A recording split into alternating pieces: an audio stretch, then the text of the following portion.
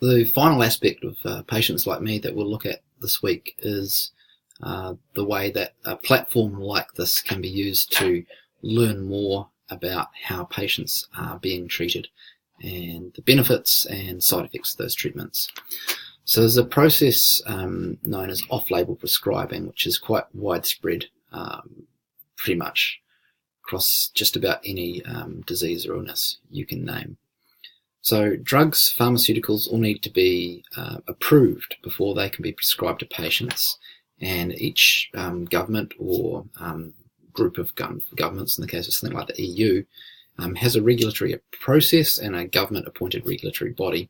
The two big regulators in the world is CE mark in the EU and FDA in the USA. And in order to get approval, the pharmaceutical company needs to provide clinical evidence of human trials that establish that the drug is safe enough in terms of the condition it's treating and effective enough for that specific disease or illness. Depending on the regulations of the country and what's being treated, the reason why I'm saying enough is risky treatments are more likely to be approved for conditions that there is no other treatment for, or in which there's a high rate of mortality.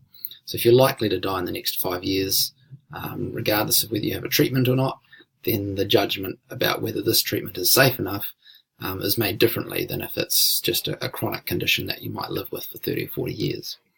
Similarly, in terms of effective enough, in the US at least, approval is based on being as good as existing treatments. So you don't have to actually show that you are superior to existing treatments. And unfortunately, companies in the pharmaceutical industry use this condition to renew patents and extend patents without really having a clear focus on getting the best treatments for patients possible. So, you, as a pharmaceutical company, you submit for approval for a particular purpose and you demonstrate that your treatment is safe and effective by submitting clinical trials. Once the drug is approved, however, it can be used for off-label purposes. And so it can be prescribed for treatment of conditions other than that the approval was given for, and that's known as off-label treatment. It's estimated, in the States at least, that about 1 in 5 prescriptions are off-label. So it's widespread, but there's not a lot of research done on off-label prescription. It's difficult to study it systematically, and there aren't strong incentives in place for it to be studied. So the first thing is the pharmaceutical companies are interested in off-label use, but regulatory processes are hugely expensive. So we're talking about something like $15,000 to $30,000 US per patient per trial. So if you think you need to get 200 patients in your trial, 200 times $30,000 is a large amount of money. And the drug's already able to be prescribed to these patients. So why would they pay that much money for approval when the drug can be used for that anyway?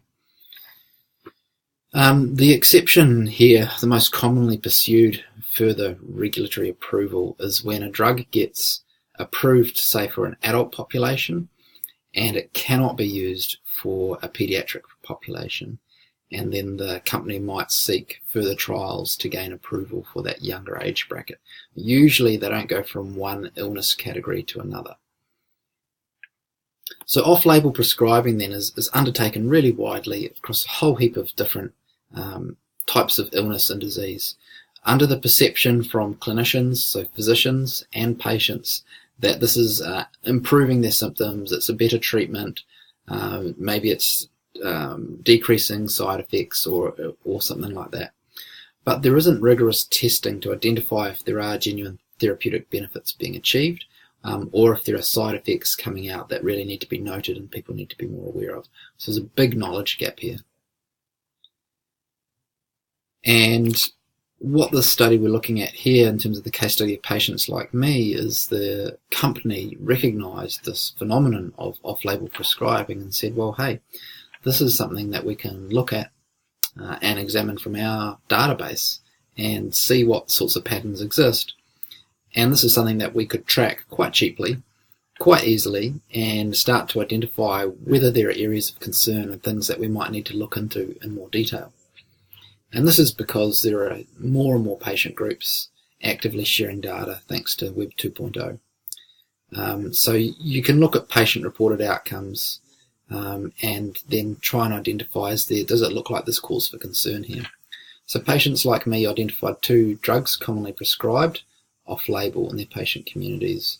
So modafinil and amitriptyline, and these were assessed. How often, how many people are using them? How did they, of the users, how did they evaluate the effectiveness of it? What were the side effects?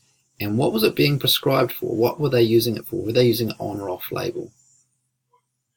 So just quickly, amitriptyline is officially an antidepressant, and its off-label use is for a whole heap of symptoms: chronic pain, bedwetting, insomnia, emotional lability, which is when your sort of emotions are quite up and down quite rapidly, insomnia, and excess saliva production. Now, excess saliva production is a significant symptom for a range of neurological conditions such as ALS, Parkinson's, and so on. And a side effect of amitriptyline is that you get a dry mouth because of the particular chemicals involved. And so modafinil is used for sleep disorders such as narcolepsy. It's basically a stay-awake drug. And it's used off-label for fatigue and things like MS, fibromyalgia, chronic fatigue syndrome, and Parkinson's disease. So these aren't sleep disorders where you sort of fall asleep, as in narcolepsy. They're more just conditions that leave you bone tired and exhausted. So the idea is you get a bit of an upper, and it gives you enough energy to sort of get through the day. So results: modafinil, about 6% of the MS community reported use, much lower in other communities, although it was used across a number. Less than 1% of those using modafinil used it on label, and of those using it, so we've got like 99-point-something% using it off label, 72% rated it as having a moderate or major positive effect on them. Wide range of side effects were reported. Amitriptyline, 4% of the ALS community were currently using it. That was the highest rate, again a bit lower in other communities. 9% using it on label, so that's a bit higher, but still looking at 91% using it off label for a range of reasons, but most significantly 40% reported using it to deal with excess saliva, which is a real issue in terms of ALS because people start to develop problems swallowing. So obviously if you're producing excess saliva and your choking hazard, choking risk is elevated because you're struggling to swallow, that could be a real challenge. The most commonly reported side effect was sleepiness. You can see quite a high percentage here. So this study didn't really identify any specific concerns. It did highlight at least the suggestion that reports from these communities suggest that off-label use is more effective of these drugs than their on-label use. Now, to be fair, that's really not a balanced call in that we don't get a really good look at on-label use, but what we can identify is that the people using off-label perceived these treatments to be effective, quite highly effective, moderately or majorly effective. And in contrast, we don't necessarily get such clear findings in terms of reported effects for on-label use. So some limitations around this type of research. The online community is limited, right? So we've got the digital divide. So patients using something like patients like me have got good access to resources. They're highly engaged, all those sorts of things. So they may not be very representative of the whole population of the broader illness community. And they may be using off-label drugs at quite different rates to the broader community. Right, so they might be more likely to be pursuing their doctor to say, is there anything else you can give me, because they're so actively engaged in managing their condition. Equally, this is all self-report data. So there could be, a high number of people who haven't uploaded their use of these drugs for whatever reason, deliberately, accidentally. They may have only uploaded partial data. And of course, people mightn't upload their data in a timely manner. So when the study is undertaken, there might be then, over the course of the next year, people eventually get around to uploading a range of data that they hadn't done initially, and all of a sudden, if you crunch the numbers, things might look a little bit different. So there's some things to be wary about in terms of this data, but it's a cheap and effective way of trying to monitor off-label prescription. It's really cheap to undertake this type of research, and these types of patient groups are really growing. Patients Like Me is just one example, and there are plenty of others that we could look at. And data might indicate areas that need further study, and wouldn't normally be considered as worthy of further study, but these findings, these types of findings, if they raise a cause for concern, that can then lead to funding being approved, say, by the National Institutes of Health in the USA or similar bodies in other countries.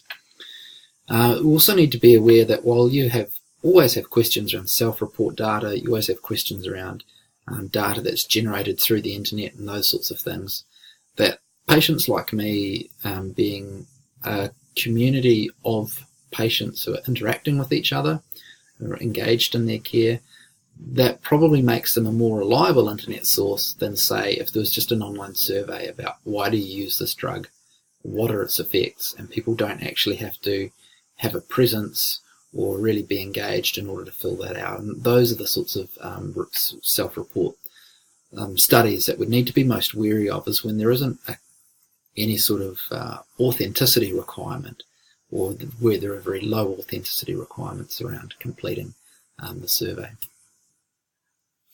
So just tying everything together from the first lecture for this week, I'm going to highlight the way that Web 2.0 has offered patient groups some transformative options in terms of gaining social support, learning from others with the same condition, and understanding various aspects of their illness and their treatment.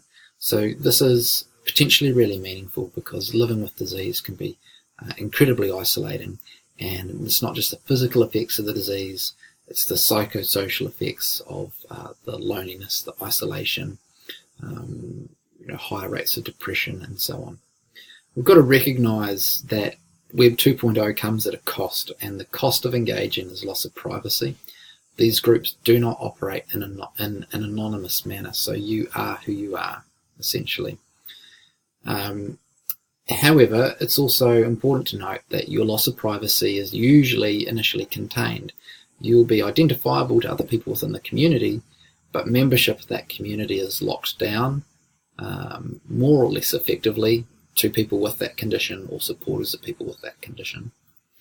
Despite that locking down, you have to recognise that the risk of hacking or data breaches is still present, that people can falsify details about themselves in order to get in, and also that different organisations are going to run differently.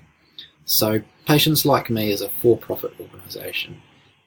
What they want is as many patients as possible to take part, and they want patients to get benefit from it, but then they are going to aggregate data within each patient community, and they're going to sell that to the highest bidder, in terms of pharmaceutical companies, various people interested in health. So it's all anonymised, but your data is still going to be sold to fund operations and achieve profitability. So it could end up that your data gets used in ways that you're not really so happy with. So the funding model for Patients Like Me is just the same as the funding model with Facebook and Instagram and so on, that your data is now the company's data, and they're going to aggregate that, and they're going to use that however they can to try and generate revenue. It's a little more constrained than those organisations in terms of you won't get the advertising feeds and all those sorts of things. But nevertheless, your data is being fed into programs and on-sold to other parties, and that's something that people mightn't necessarily be so happy about. They might be happy to share with other patients, but then their on-selling could be the concern. So the reading for this week, CMYHE is about blogging and chronic pain. Make sure you give yourself a bit of time to read through that. And the next lecture, which will be face-to-face on Wednesday, or for ham and back up online for net, will look at sort of the opposite, the anti-vaccination,